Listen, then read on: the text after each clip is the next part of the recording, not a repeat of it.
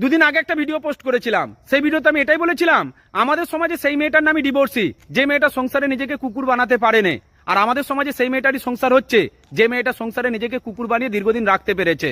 সুতরাং মেয়েরা যদি নিজেকে কুকুর বানাতে পারে তাহলে তার নাম কোনোদিন ডিভোর্সি হবে না, আর যে মেয়েটা প্রতিবাদী হবে তার নামই হবে ডিভোর্সি মেয়ে। এই ভিডিওটা দেখার পরে একটা বোন আমাকে লিখেছে, দাদা আমার তো একটা ছেলে আছে, আমি চাইলেও স্বামীর ঘর থেকে বেরিয়ে যেতে পারছি না, আমার স্বামী প্রতি রাতে মদ গিয়ে আমার উপর অমানবিক অত্যাচার করে, তারপর আমি সংসারে আছি, আমাকে হয়তো সারা জীবন কুকুরের মতোই বাঁচতে হবে।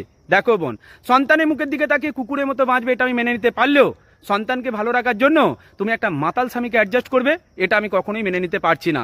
তার কারণ তোমার স্বামী প্রতি রাতে মদ গিয়ে এসে তোমার সঙ্গে যে খারাপ ব্যবহারটা করে সেটা তোমার সন্তান সচক্ষে দেখতে পাচ্ছে, সুতরাং সেও তার বাবার মতো করে মেয়েদেরকে অসম্মান করতে শুরু করবে। সুতরাং তুমি যদি তোমার সন্তানকে নিয়ে ওখান থেকে চলে যাও তবেই তোমার সন্তান কিন্তু মানুষের মতো মানুষ হতে পারবে। তার কারণ একটা কথা মনে রাখবে, কোনো সংসারে যদি অভাব থাকে দেখবে একটা মেয়ে পরিশ্রম করে সেই অভাব মেটাতে চেষ্টা করে, সংসারে হাল ধরতে চেষ্টা করে, কিন্তু কোনো সংসারে যদি স্বামীটা মাতাল হয়ে থাকে তাহলে সেই মেয়েটার জীবনে কোনোদিন সুখ আসবে না।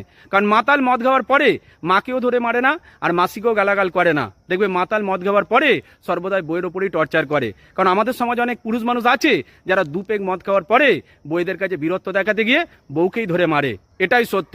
ভালো থেকো বোন, ভালো থাকবেন প্রত্যেকে।